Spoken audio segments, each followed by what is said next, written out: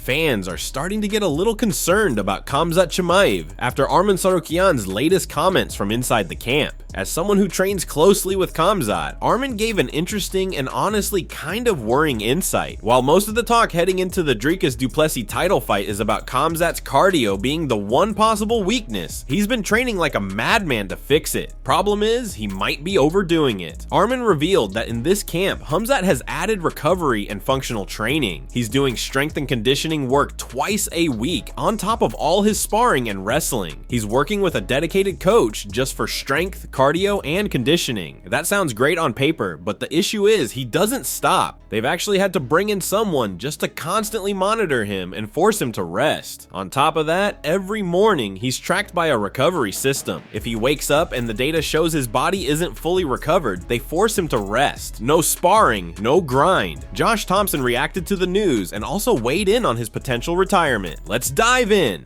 Fingers crossed that he stays healthy, and whoever wins this fight, it wins this fight. But I don't think the UFC's thinking like if he wins, it's tragic. No, it's not. No. You know, but I would be a little concerned about his health. Truly would be. Wasn't there a fighter recently just said that he wouldn't be surprised if he retired right there in the cage?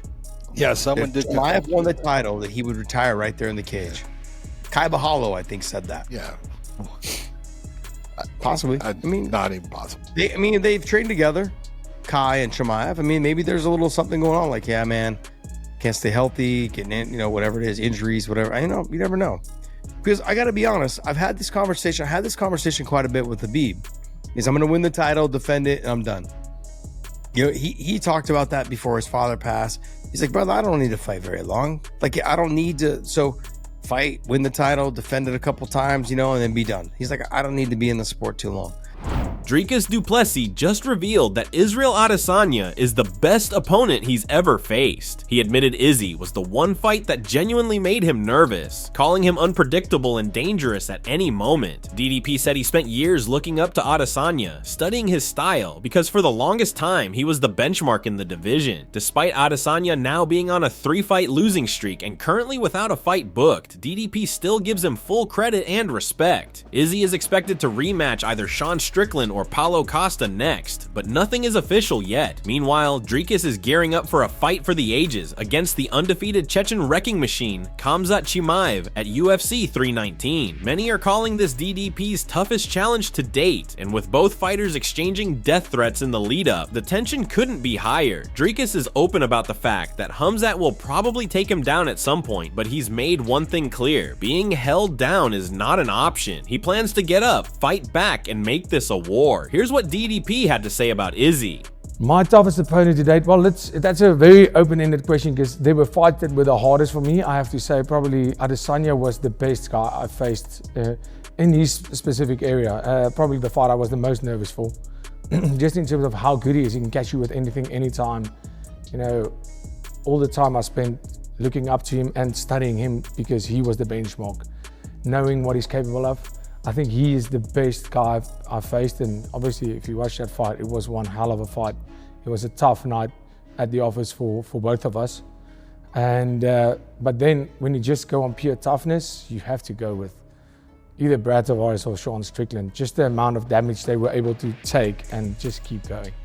This whole week, the MMA world has been buzzing over Chael Sonnen's bold claim that Ilia Topuria versus Arman Tsarukyan is 100% the plan for the UFC lightweight title. He said it during an interview with Mike Bone, and as expected, it got fans talking. But let's be honest, it's Chael. The man talks a lot, says wild things, and half the time it's hard to know what's legit and what's just Chael being Chael. But now, Arman Tsarukyan himself has confirmed there's real smoke behind that fire. In a recent interview with Kamil Gadzhiev, Arman dropped a bombshell. When asked about what's going on with the title picture and why he's not fighting another top contender to earn his shot, Arman revealed something massive. He said the UFC straight up won't let him fight anyone else because they're actively preparing him for a title shot. According to Arman, he had private conversations with Dana White and UFC matchmakers, and they made it clear he's next. No backup fight, no eliminator. The UFC is locking him in for a shot at the belt, so now this Chael chatter suddenly has real real weight behind it. If Arman's telling the truth, and there's no reason to think he's not, it means the UFC is gearing up for Topuria Tsarukyan for El Matador's first title defense at 155. Let's dive into Arman's interview, now translated into English from Russian.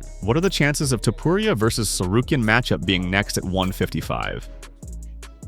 Absolutely. That's the fight. It couldn't be more obvious to me. And look, if they were still trying to stall my title shot, I'd just keep smashing everyone in my way until they had no choice left. But that's not the case anymore, thankfully. Okay, so where are we now with this fight? Can you tell us a bit more about what stage it's at and what we should expect next? Sure, I actually just spoke with Dana White and the UFC matchmakers. They're not offering me any other fights right now because they're actively working on setting up the title fight between me and Topuria. I'm very confident that's the fight that's next. I'm fighting Topuria for the belt.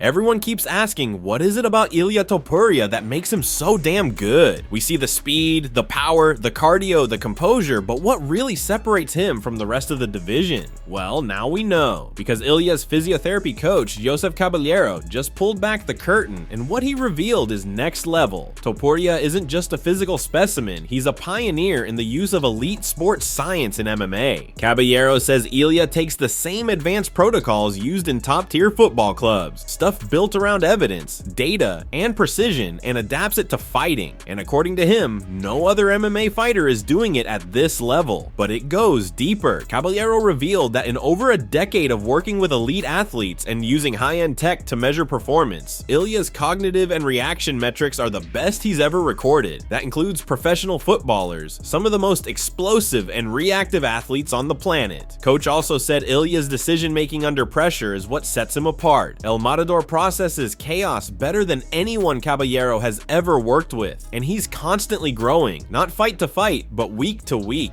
According to Coach, Ilia's ability to learn is so high that the team around him literally has to keep evolving their methods to keep pace with him. That's scary. Even his move up to lightweight was done with surgical precision. Caballero said Ilia added mass and knockout power without losing a shred of speed, thanks to his world-class strength coach and the rest of the team. Ilia now hits harder, moves just as fast, and his body's firing at 100%. They even use neuromuscular activation protocols post-weight cut right up until fight day to ensure his brain and body are fully dialed in. Visual stim, muscle tuning, tech, you name it, they use it. And here's a crazy stat. Ilia Topuria has never suffered a major injury. That's not luck, it's by design. Caballero said they treat his body with the same preventative detail as if he did have injuries, keeping him sharp and durable in the long run. So now you know, it's not just talent, it's full package. And speaking of full package, hit that subscribe button because no one else is doing what we're doing. We don't just follow headlines, we hunt stories, translate foreign interviews, and dig into places others don't even know exist. This is next level MMA content, and you're either in or you're catching up. See you in the next one.